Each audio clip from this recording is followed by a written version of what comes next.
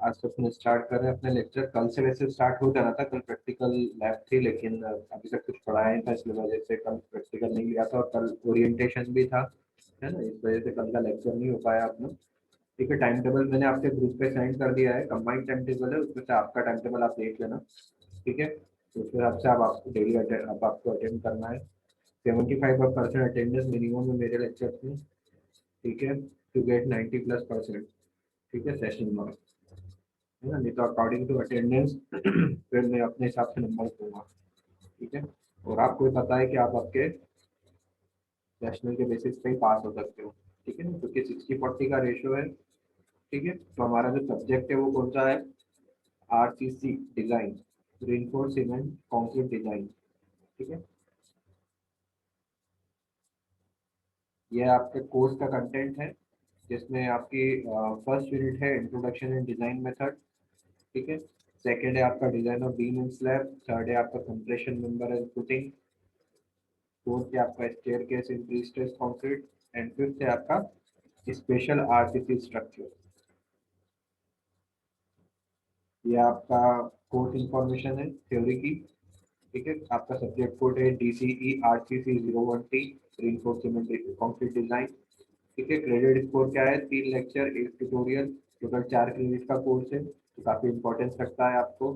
ठीक है, evaluation scheme same है, टेस्ट 20 मार्क्स के, मतलब मिड सेमेस्टर 20 मार्क्स के, इंटरनल असेसमेंट 20 मार्क्स का, और एंड सेमेस्टर एग्जामिनेशन आपका 60 मार्क्स का। ठीक है, total hours required for the course 60 hours, 60 lecture minimum लगते हैं इस कोर्स को करने के लिए।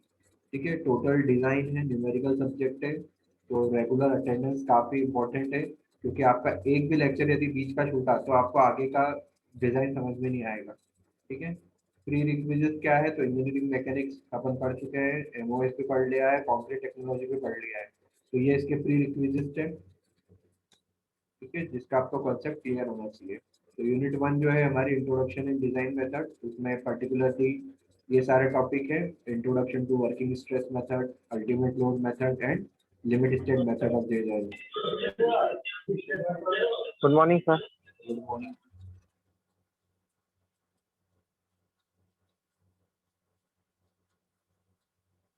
ठीक है, तो ये हमारी फर्स्ट यूनिट है।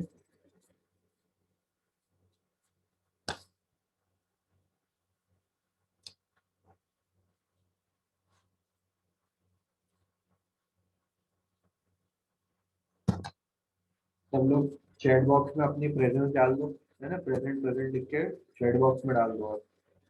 ठीक है, जो लोग भी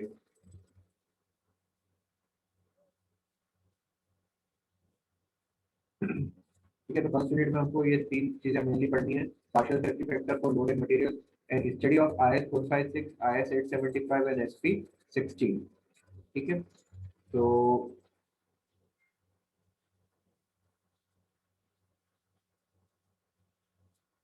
क्या है IS 456, IS 875 and IS SP 16? तो ये कोर्स है। ठीक है, ये इनको क्या बोलते हैं?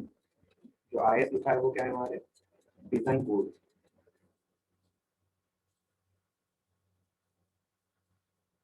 ठीक है, डिजाइन कोर्स है। और IS, ये IS जो है ये भी डिजाइन कोड है, और ये जो SP 16 है इसको भी बोलते हैं डिजाइन कोड है, लेकिन ये जो है IS 45, IS 75 में, इसमें हमको स्पेसिफिकेशन दिए रहते हैं कि क्या प्रोसीजर हमको अपनाना है, मटेरियल की क्या कंडीशंस लेनी है। और SP 16 में हमको ये IS 456 का कोड होता है, जिसमें हमको सॉल्व एग्जांपल्स होते हैं। ठीक है, तो सॉल्व प्रॉब्लम होती है। ठीक है, तो हम सब सीखते हैं कि क्या प्रोसीजर हमको अपनानी है। ठीक है, हमको ये सब कुछ पढ़ना है।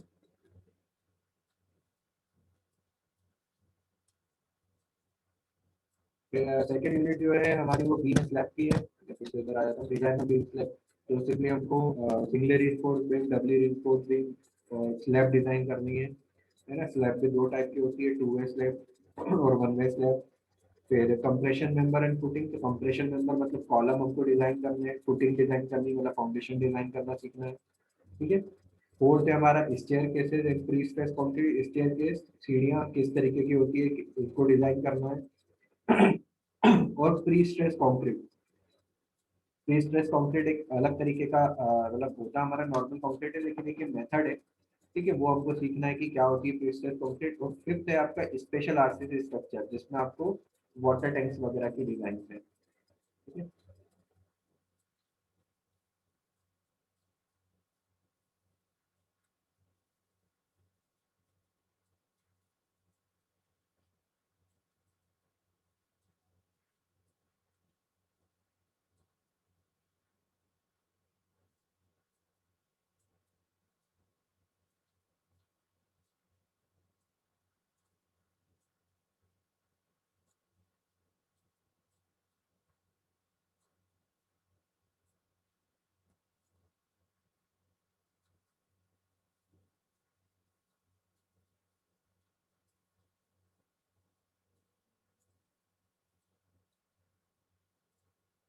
ठीक है, आपका टोटल सिलेबस है। Design of beam and slab में तीन design of single report, double report beam section, rectangular plane beam, design of cantilever simply supported and continuous beam, design of one way two way and cantilever slab. तो unit third है आपका compression member and footing, जिसमें design of short column, long column and helical column, eccentrically loaded column, design of footing, isolated footing, rectangle and circular footing. Fourth unit है आपका stress staircase and pre stress concrete, इसमें design of different type of staircases, pre tension and post tension concrete. फिर unit fifth है आपका special RCC structure, जिसमें water tank, design of underground water tank, overhead water tank, circular and rectangular, introduction to bunker and silo. ठीक है, लेंदी आपका ये RCC है। ठीक है, क्योंकि आप लोगों को आरसीसी सिर्फ एक ही सब्जेक्ट होता है, जनरली बीटेक में आरसीसी दो सब्जेक्ट होते हैं, RCC one and RCC two. ठीक है, तो ये जो डिजाइन आईएस कोड है, ठीक है, इसमें एक स्पेशल नोट लिखा हुआ है, all the design of strength and serviceability should strictly be as per the latest version of IS 456 use of SP 16 design है। हमको स्ट्रिक्टली जो नए आईएस कोड हमको मिले हैं, है ना। आईएस कोड क्या होता है, बीआईएस, जो हमारा एक इंडियन स्टैंडर्ड है ना। जैसे आप किसी चीज में मटेरियल के पीछे भी देखते हो आईएसआई मार्क होता है। ठीक है, तो वो क्या प्रूव करता है कि जो भी ये मटेरियल कंटेंट है, ये जो स्टैंडर्ड जो बनाया है गवर्नमेंट ने उसके ऊपर है। ठीक है, उसके बेसिस पे है। तो इसी तरीके से आईएस कोड होते हैं, इनके रिवाइज वर्जन सालों साल में ये रिवाइज होते रहते हैं, इनकी मेथड रिवाइज होती रहती है, और ये हमको जनरल पब्लिक के लिए अवेलेबल होते हैं। ठीक है, इसमें आपको जो बुक्स रिफर करनी है, तो आप इसमें plain and reinforce concrete by Ramamurthy, या plain and reinforce concrete by BC Punia. ठीक है, या इनको डिजाइन कंक्रीट के नाम से भी आती है। इसके अलावा रेफरेंस बुक में आप एनके राजू की structure design and drawing, OP Jain and Jaikrishna की plain limited design by Varghese, या और भी दूसरी बुक भी बहुत सारी अवेलेबल है। सर एन कृष्णा राजू का सर कैसा रहेगा sir book, advance reinforcement concrete design का? नहीं, एडवांस नहीं, एडवांस नहीं, रिइंफोर्समेंट चाहिए, एडवांस नहीं। आपको अभी एडवांस नहीं है, आपको बेसिक अच्छा है ना। एडवांस में दूसरे स्ट्रक्चर्स आते हैं, उसमें आपका डीप बीम, टी बीम और ये सब आता है, वो नहीं है सर, आपको। सेकंड आपको एडिशन का है ये सर ये सेकंड आपको एडिशन का है। आपको फर्स्ट पार्ट लेना है, okay RCC sir. Only, RCC advance RCC नहीं, only RCC. Advance RCC okay अलग सर। है ना। आपको एडवांस आरसीसी नहीं लेना है। आप भावी गट्टी बुक ले, वो ज्यादा अच्छी है वैसे। भावी गट्टी भी आप, कृष्णा राजू भी सेम है, भावी गट्टी और कृष्णा राजू सेम है। बट हाँ, ये है मैं आपको दूंगा तो उसमें कुछ मिस्टेक्स है। ठीक ठीक है, तो उन मिस्टेक्स का हमको ध्यान रखना पड़ता है।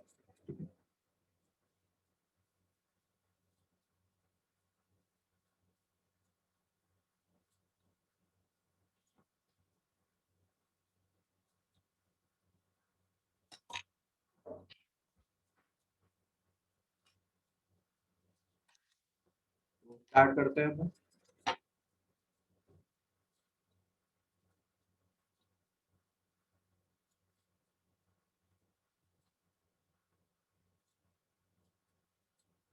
सबको पता होगा प्लेन सीमेंट कंक्रीट क्या होता है।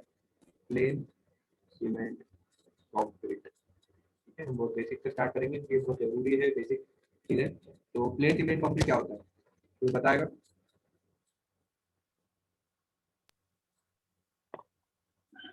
सर इसमें स्टील यूज नहीं होता है। हम्म, इसमें स्टील नहीं स्टील यूज यूज नहीं होता है सर। अच्छा, उसको क्या मतलब बोलते हैं, सर प्लेन छड़ सीमेंट। डाया डाया, क्या चीज। सर जिसमें डाया सर यूज नहीं होता है सर उसको प्लेन सीमेंट कंक्रीट बोलते हैं, और जिसमें हाँ, सर डाया यूज होता है सर उसको रेनफोर्स सीमेंट कंक्रीट बोलते हैं। डाया नहीं बोलते बेटा, डाया तो डाया का मतलब क्या होता है, डायमीटर। ठीक है, क्या यूज मतलब नहीं सर करते हैं इसमें? रॉड रॉड रॉड सर, हाँ, उसको बोलते हैं, रॉड। अब हमारी टर्मिनोलॉजी में बात करो, रिइंफोर्समेंट। reinforced ठीक है, concrete cement. Yes sir, reinforcement, reinforcement use नहीं करते। ठीक है, प्लेन सीमेंट कंक्रीट क्या यस होता सर, है? Plane cement concrete is the mixture of cement, sand and aggregate only with proper proportion of water. ठीक है, हम जो रिक्वायर्ड प्रोपोर्शन है पानी का वो लेते हैं, वाटर सीमेंट रेशियो लेके। ठीक है, तो हम जो बनाते हैं, मेरी आवाज क्लियर आ रही है ना? सर कभी Yes, कभी sir, हल्का clear. हल्का सर बबलिंग कर रहा है। अच्छा, एक मिनट, वीडियो ऑफ कर देता हूँ तो आवाज क्लियर हो जाएगी।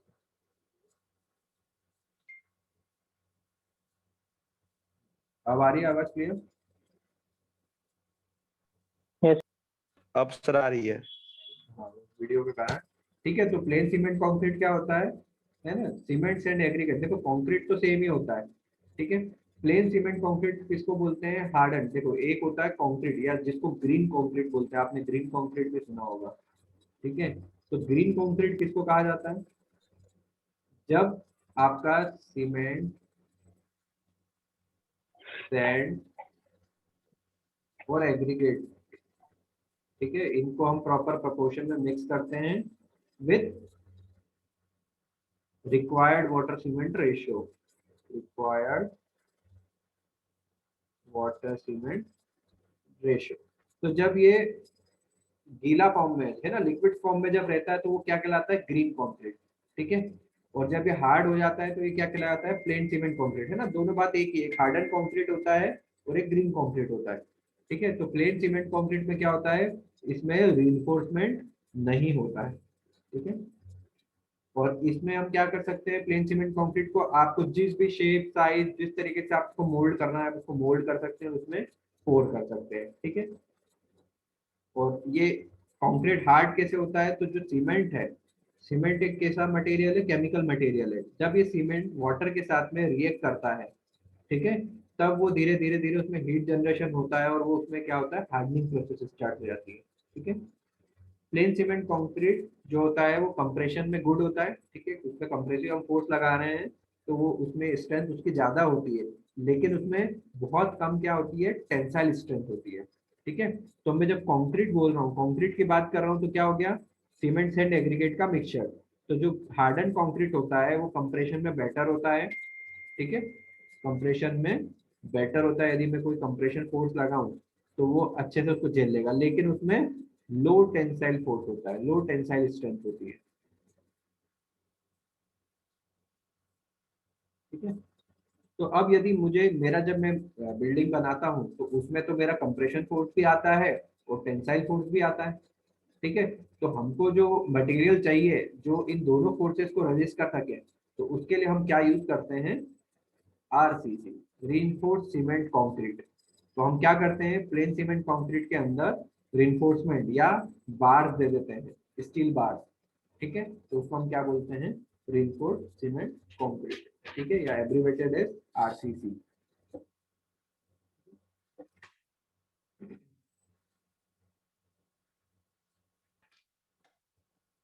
आरसीसी को हम वर्सेटाइल कंस्ट्रक्शन मटेरियल भी बोलते हैं। है ना, 90% सभी जगह हम आरसीसी का यूज करते हैं।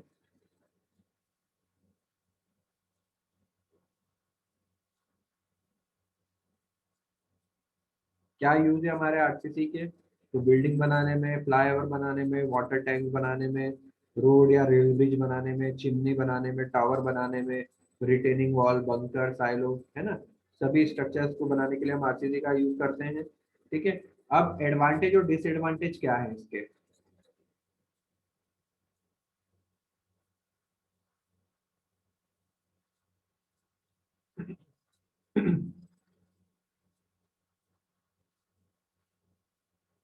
Advantage and disadvantage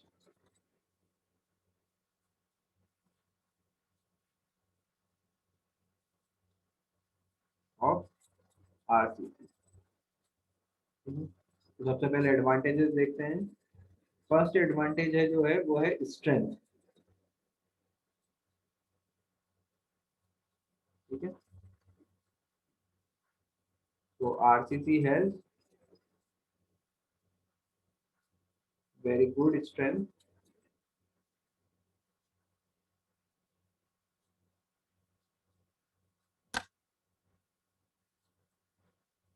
in tension as well as compression। ठीक है, अब हम आरसीसी की बात कर रहे हैं, कंक्रीट की बात नहीं कर रहे हैं, हम पूरे आरसीसी की बात कर रहे हैं, तो इसलिए हमको दोनों कंप्रेशन और टेंशन दोनों में हमको अच्छी स्ट्रेंथ मिलती है। सेकंड, ड्यूरेबिलिटी,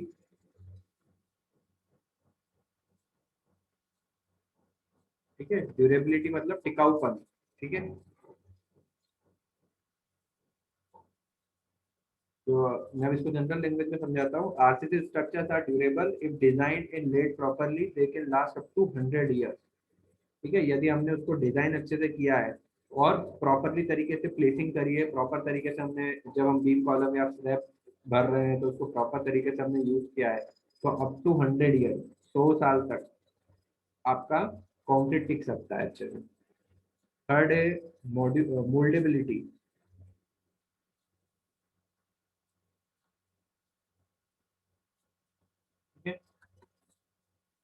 आरसीसी एक ऐसा मटेरियल है, ठीक है, हम उसको आरसीसी सेक्शन को किसी भी शेप या साइज में दे सकते हैं। ठीक है, उसकी प्रॉपरली डिजाइन कर सकते हैं, उसका फ्रेमवर्क फॉर्मवर्क बना सकते हैं, है ना।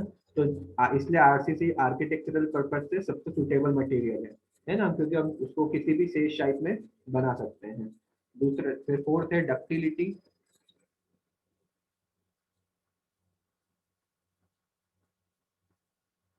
ठीक है, डक्टिलिटी से आपका मतलब है the steel reinforcement impart ductility to the RCC structure. Ductility का मतलब होता है हिंदी में लचीलापन। ठीक है, यदि मैं कोई भी बिल्डिंग को, है ना, मान लो कोई मेरी बिल्डिंग है, उसको बहुत ज्यादा स्टिफ बना देता हूँ, स्टिफ मतलब बहुत ज्यादा कठोर बना देता हूँ, तो क्या होगा कि कोई भी जब फोर्स आएगा, मान लीजिए कोई अर्थक्वेक आया या विंड फोर्स आता है मेरी बिल्डिंग पे, तो मेरा सडन मेरी बिल्डिंग टूट के गिर जाएगी। और यदि मैं थोड़ी सी डक्टिलिटी प्रोवाइड करता हूँ, ठीक है, थोड़ी सी डक्टिलिटी प्रोवाइड करता हूँ, तो क्या होगा कि हल्का सा कोई फोर्स आया तो मेरी बिल्डिंग ऐसी थोड़ी सी ड्रिफ्ट होगी और वापस अपनी पोजीशन पे फिर से आ जाएगी। ठीक है, तो ये डक्टिलिटी उसको कहाँ से मिलती है? उसको मिलती है डक्टिलिटी रिइंफोर्समेंट से, आरसीसी, है ना, रिइंफोर्समेंट से, स्टील से मिलती है। ठीक है, तो इसलिए डक्टिलिटी में अच्छा होता है हमारा आरसीसी। फिर नेक्स्ट है आपका इकोनॉमी।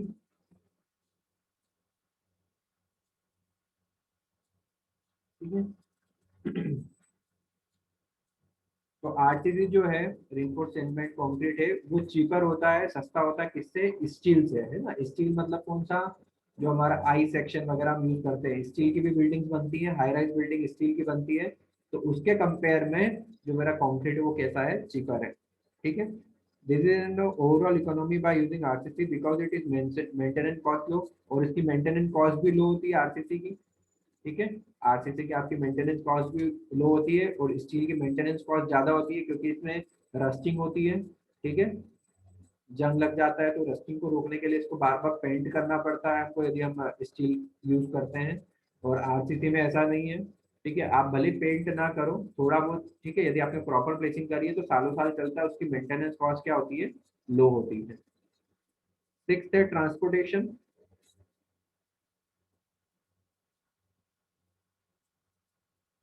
आरसीसी का ट्रांसपोर्टेशन इजी होता है। हम साइट पे क्या करते हैं, साइट पे पूरा फॉर्मवर्क लगा के हम पूरा साइट पे सब कुछ बनाते हैं। हम सीमेंट कंक्रीट से, मतलब कंक्रीटिंग भी हम वही करते हैं, कंक्रीट भी हम वही मिक्स करके बना लेते हैं। या हमको आजकल जैसे रेडी मिक्स कंक्रीट चलता है, तो उसके ट्रक्स आते हैं, वो ट्रक हम फैक्ट्री से लेके आ जाते हैं और वो डायरेक्ट पेसिंग करते हैं। वही हम यदि स्टील की बात करें, तो स्टील का जो है ट्रांसपोर्टेशन वो बहुत मुश्किल होता है, क्योंकि ये जो स्टील स्ट्रक्चर होते हैं या स्टील के जो बीम्स होते हैं, बीम या कॉलम्स होते हैं, ये सब कहाँ बनते हैं? फैक्ट्रीज में बनते हैं। अब ये जरूरी नहीं है कि इंदौर में कोई काम हो तो इंदौर में जरूरी नहीं है कि स्टील की कोई फैक्ट्री हो। ठीक है, तो इसकी जो प्लेसिंग है वो हमको दूर से करनी पड़ती है, दूर से हमको लेके आना पड़ता है, तो ट्रांसपोर्टेशन मुश्किल हो जाता है। और आरसीसी का क्या है? ट्रांसपोर्टेशन बहुत ईजी है। ठीक है, सेवंथ है फायर रेजिस्टेंट।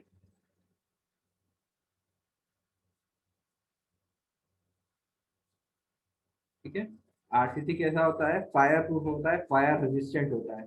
ठीक है, और जो दूसरे मटेरियल है जैसे स्टील है या वुड है तो उसके कंपेरिजन में ये फायर रेजिस्टेंट ज्यादा होता है। स्टील में क्या होता है, स्टील में यदि आग के संपर्क में आता है तो स्टील में क्या होता है, खिंचाव आने लगता है, लचीलापन आने लगता है, तो वो खराब हो जाता है। और वुड तो जली जाती है। ठीक है, तो एज कम्पेयर टू अदर जो बिल्डिंग मटेरियल जो कॉमनली यूज सबसे ज्यादा होते हैं आरसीसी के अलावा, वो क्या होता है, स्टील यूज होता है और वुड यूज होता है। नेक्स्ट है परमिएबिलिटी।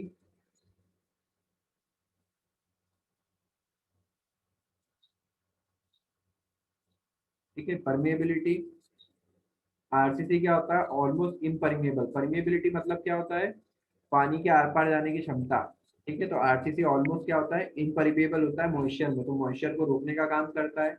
वहीं हम स्टील की बात करें या वुड की बात करें तो वुड परमिएबल कम होता है, वुड से पानी आर पार चला जाता है या सीलन आ जाती है ना, और इस तरह के स्टील में फिर रस्टिंग हो जाती है। ठीक है, फिर नेक्स्ट है सिस्मिक रेजिस्टेंट। Seismic resistant. ठीक है, सिस्मिक से मतलब है अर्थक्वेक। ठीक है, properly design RCC structure are extremely resistant to earthquake. यदि हमने प्रॉपर डिजाइनिंग करी है तो हमारे most of the RCC structure जो होते हैं वो सिस्मिक रेजिस्टेंट होते हैं। ठीक है, ये तो ये सारे क्या हो गए हमारे एडवांटेजेस हो गए। ठीक है, अब डिसएडवांटेजेस की बात करते हैं।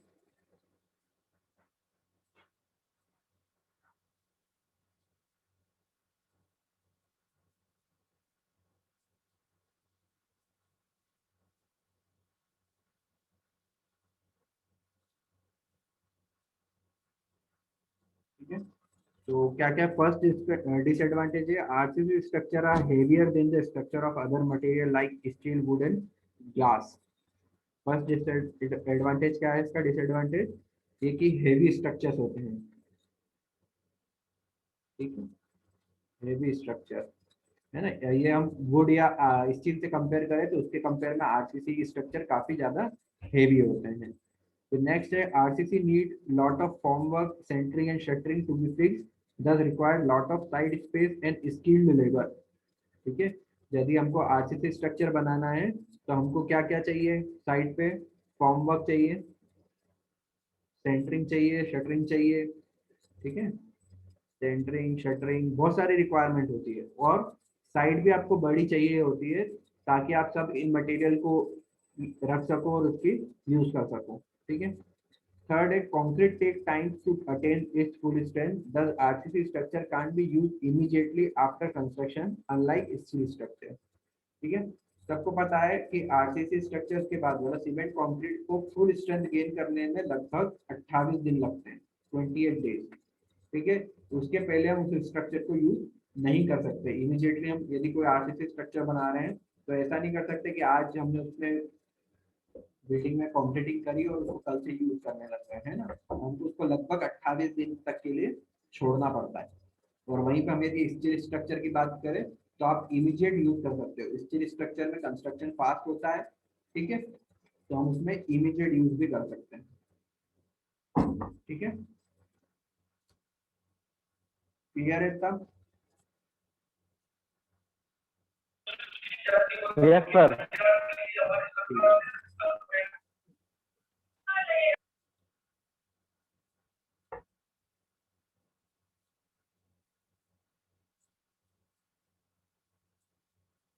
नेक्स्ट है आपका material used in RCC. Material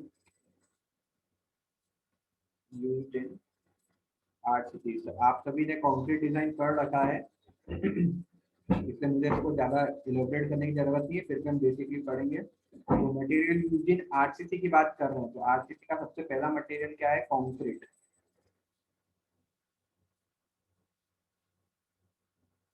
ठीक, क्या होती है प्रॉपर्टीज ऑफ कंक्रीट, आपने पढ़ा होगा। तो the properties of concrete depend upon the proportion and type of its ingredients. A properly designed concrete mix is very durable. A good concrete mix should satisfy the following requirements. हम किसी concrete को कैसे बोलेंगे कि ये बहुत अच्छा mix है या बहुत अच्छे तरीके का कंक्रीट बना है, तो उसकी क्या क्या कंडीशन है। तो उसमें फर्स्ट है the concrete should be mix truly and to form the homogeneous mix. Concrete को हमने अच्छे तरीके से मिक्स करना चाहिए और कैसा मिक्सचर हमको मिलना चाहिए, होमोजेनियस, एक जैसा। Second, concrete should be compacted properly to prevent it from being porous. जब हम कंक्रीट की प्लेसिंग कर रहे हैं बीम या कॉलम में या स्लैब में, तो उसका हमको प्रॉपर क्या करना चाहिए, कॉम्पैक्शन करना चाहिए, जिससे उसके अंदर में कोई पोर या फिर कोई वॉइड ना रहे, ठीक है, कोई हवा अंदर की तरफ ना रहे। थर्ड है sufficient curing of concrete is required for developing full strength. Sufficient amount of curing, curing मतलब तरी करना, पानी हमको उसको सफिशिएंट अमाउंट में उसकी क्यूरिंग करना चाहिए ताकि हमको पूरी स्ट्रेंथ मिल सके, फुल स्ट्रेंथ मिल सके। फिर फोर्थ है water cement ratio should be appropriate considering the strength and workability criteria. जो आपका वाटर सीमेंट रेशियो रहना है, आपने फर्स्ट सेमेस्टर में आपने विकेट अपरेटस से सीमेंट का कंसिस्टेंसी टेस्ट किया होगा, ठीक है, तो उस कंसिस्टेंसी टेस्ट के थ्रू हम क्या निकालते हैं, कंसिस्टेंसी टेस्ट के थ्रू हमको क्या मिलता है, वाटर सीमेंट रेशियो, ठीक है, WC रेशियो हमको मिलता है। उस WC रेशियो को लेकर हम हमारा प्रॉपर कंक्रीटिंग डिजाइन करते हैं, कंक्रीट डिजाइन करते हैं, उसमें वर्केबिलिटी क्राइटेरिया भी आता है। तो फिफ्थ है the concrete mix should be design properly and ingredient in right proportion, ठीक है। आप सबको पता है, अभी मैं उस पर भी आने वाला हूँ, ग्रेड ऑफ कंक्रीट, आप सबने पढ़ा भी है ग्रेड ऑफ कंक्रीट क्या होता yes sir, है ना, ग्रेड ऑफ कंक्रीट आपने सबने पढ़ा है, ठीक है। कहाँ से स्टार्ट हो जाता है, 5 से M10, M15, M20, M25, है ना, इस तरीके से कहाँ तक M80 तक तो जाता ही है। और हाँ, इसके इसके ऊपर भी बना सकते हैं, M80 के ऊपर भी हम बना सकते हैं, ठीक है। तो पहले मैं बात कर रहा हूँ, तो ग्रेड ऑफ कंक्रीट में इनके प्रोपोर्शन फिक्स रहते हैं, उस प्रॉपर प्रोपोर्शन में हमको कंक्रीट बनाना चाहिए। फिर the water use for mixing should be free from harmful organic substances.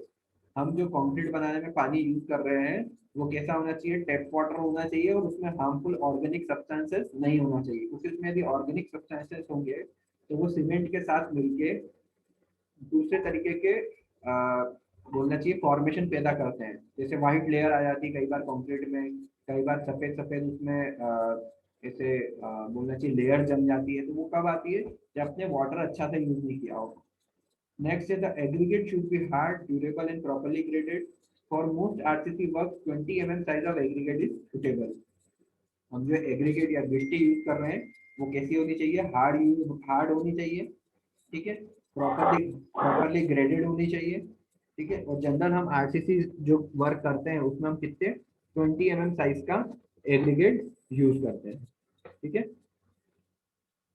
फिर last is the cement used for RCC work should be of good quality and by measuring weight, measured by weight only and not by volume।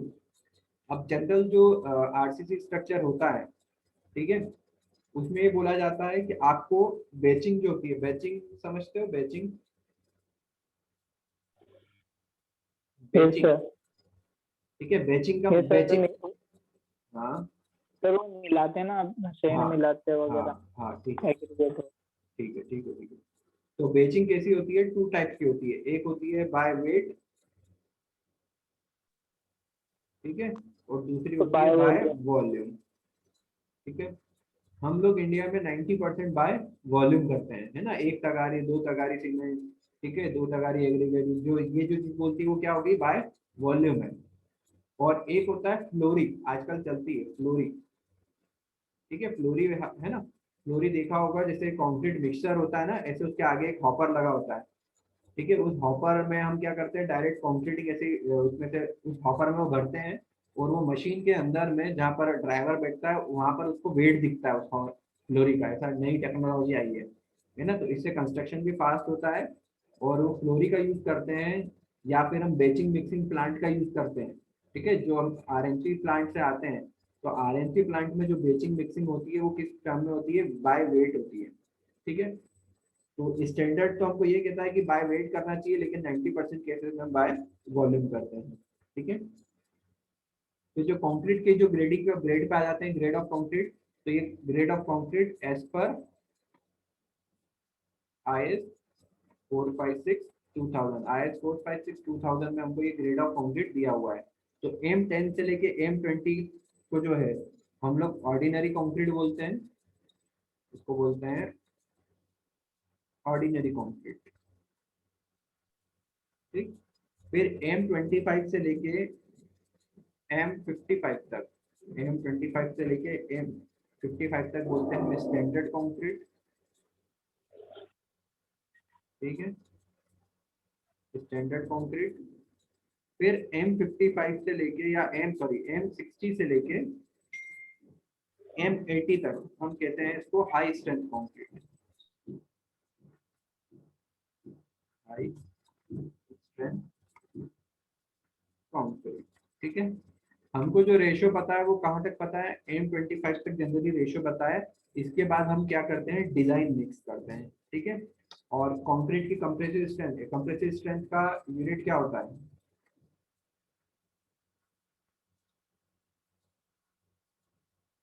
Compressive strength of concrete,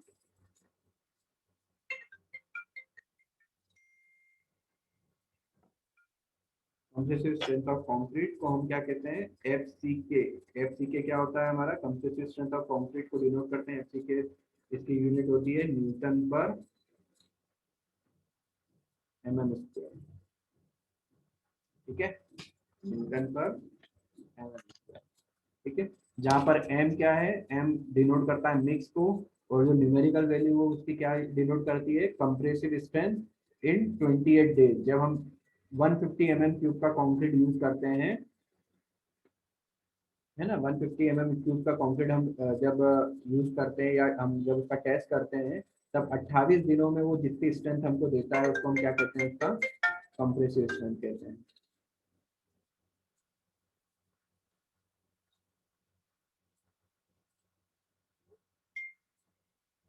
ठीक है, तो जो हमारी characteristic compressive strength होती है of concrete, the characteristic compressive strength of concrete is defined as that strength below which not more than 5% of the test results are expected to fall. The various grade of concrete as per their use are listed below. ठीक है, देखो जब हम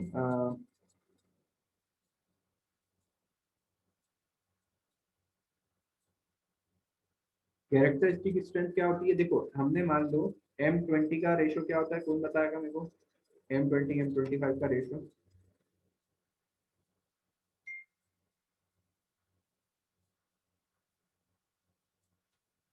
आप में से कोई है जो कंक्रीट का अपने ग्रेड का रेशियो बताएगा, M20 M25 का रेशियो। सर 1:1.5:3 शायद। किसका होता है ये, 1:1.5:3। किसका होता है ये, किस ग्रेड का होता है, सर 20 का। पक्का। सर 20, हाँ सर 20 का ही होता है। ठीक है, ठीक है, तो इसमें एक क्या है, सीमेंट है, 1.5 क्या है आपका सैंड है, और 3 क्या है आपका एग्रीगेट है। ठीक है, तो जब हमने इसको M20 बोला, तो 20 इसकी क्या है, कैरेक्टरिस्टिक स्ट्रेंथ है, मतलब हमको इतना मिलना चाहिए जब हम इस मटेरियल को टेस्ट करेंगे, है ना, क्यूब टेस्ट करेंगे, हम कंप्रेसिव स्ट्रेंथ टेस्ट करेंगे हमारी मशीन में, तो हमको इसकी स्ट्रेंथ कितनी मिलनी चाहिए, 20। वो क्या कहलाती है, कैरेक्टरिस्टिक स्ट्रेंथ। और कंप्रेसिव स्ट्रेंथ क्या कहलाएगी, मतलब कंप्रेसिव मतलब एक्चुअल कंप्रेसिव क्या कहलाएगी, जो हमको टेस्ट के दौरान मिलती है। ठीक है, फिर कैरेक्टरिस्टिक कंप्रेसिव स्ट्रेंथ क्या कहते हैं, कि the characteristic compressive strength of concrete is defined as that strength below which not more than 5% of the test result are expected to fall. ठीक है, इसका मतलब क्या हो गया, मान लो मैंने इस रेशियो में सीमेंट कंक्रीट बनाया 1:3 में, M20 मिक्स बनाया, और इसके लगभग लगभग 100 क्यूब बनाए। कितने क्यूब बनाए, 100 क्यूब मैंने बनाए। ठीक है, अब इनको मैं सबको टेस्ट करूंगा। अब मैंने क्या किया, जब मैंने टेस्ट करा तो 100 में से 95 क्यूब तो मुझे कैसे मिले, जिन्होंने मुझे M20 दिया, और 5 ऐसे क्यूब मिले जिन्होंने मेरे को 20 से कम स्ट्रेंथ दी, 20 से कम स्ट्रेंथ दी। ठीक है, तो मैं अपने कंक्रीट का क्या मानूंगा कि हाँ उसने M20, उसने उसकी कंप्रेसिव स्ट्रेंथ कितनी है, कैरेक्टरिस्टिक कंप्रेसिव स्ट्रेंथ उसकी M20 है या 20 है। ठीक है, तो क्या है, not more than 5% of the test resulted are expected to fall. मतलब यदि मैं 100 क्यूब टेस्ट कर रहा हूँ तो मेरा 5 फेल हो सकते हैं, मतलब 5 क्यूब ऐसे हो सकते हैं जो इसकी स्ट्रेंथ शायद 20 से कम आए, है ना, या 19.5 या 18 से कम आए, 19 से कम आए, ठीक है, लेकिन 95% मेरे कैसे होना चाहिए, जो 20 की लिमिट में आना चाहिए, 20 के आसपास होना चाहिए, ठीक है। फिर कंक्रीट, अच्छा, फिर हमने हमारे आईएस कोड ने डिफाइन कर रखा है कि कब कौन सी जगह पर कितनी मिनिमम स्ट्रेंथ का कंक्रीट हमको यूज करना है, ठीक है। तो फॉर आरसीसी वर्क, सभी तरीके के आरसीसी वर्क जहाँ पर भी हो रहा है, मतलब आपका स्लैब बना रहे हो आप, बीम बना रहे हो, कॉलम बना रहे हो, तो नॉट लोअर देन M20 से कम का हमको कंक्रीट यूज नहीं करना है, नॉट लोअर देन M20, ठीक है। M20 से कम का कंक्रीट हमको यूज नहीं करना है। फिर post tension work, post tension work, ये पोस्ट टेंशन क्या होता है, तो आजकल के नए जो ब्रिज बनते हैं वो पोस्ट टेंशनिंग, मतलब हम क्या करते हैं, पहले कंक्रीट पूरा पोर कर देते हैं बीम बनाने में, और फिर उसमें जो केबल होती है, उसमें सरिये की जगह हम क्या डालते हैं, केबल्स डालते हैं, उस केबल को खींचते हैं, तो उसको कहलाते हैं पोस्ट टेंशन। तो उसमें M35 and above he use होता है, M35 एंड अबोव, ठीक है। और फॉर प्री स्ट्रेस, और जो प्री स्ट्रेस कंक्रीट होता है उसमें M40 and above, M40 and above, ये हमारी कोडल प्रोविजन है, ये कोड हमको ऐसा बोलता है, ठीक है। तो आज की तारीख में आप कभी भी M20 से नीचे का कंक्रीट यूज नहीं करेंगे आरसीसी वर्क में, है ना। प्लेन सीमेंट कंक्रीट की बात अलग है, ठीक है, प्लेन सीमेंट कंक्रीट की बात अलग है, ठीक है। M20 ग्रेड से कम का कंक्रीट हम कहाँ कहाँ यूज कर सकते हैं, तो मैंने बोला जैसे प्लेन कंक्रीट वर्क में, लीन कंक्रीट में, सिंपल फाउंडेशन में, मेसनरी वॉल में, और अदर सिंपल कंस्ट्रक्शन वर्क, है ना। जैसे जो हम वॉल में जो यूज करते हैं, तो वॉल में तो हम मोटार यूज करते हैं, ठीक है, तो उस जगह पे आप M20 ग्रेड से लोअर यूज कर सकते हैं, ठीक है। फिर कंक्रीट के मटेरियल कौन कौन से हैं, सीमेंट है, सैंड है, एग्रीगेट है, 3 है। तो अब मैं इसमें ज़्यादा डिटेल में नहीं जाऊंगा, आपने कंस्ट्रक्शन मटेरियल पढ़ा हुआ है, ठीक है। तो अब इसको नेक्स्ट आगे हम जब बढ़ेंगे तो अब उसके बेसिक और जो हमारा आईएस कोड हमको पढ़ना है, डिजाइन मेथड पढ़नी है, वो पढ़ेंगे हम, ठीक है। Okay sir.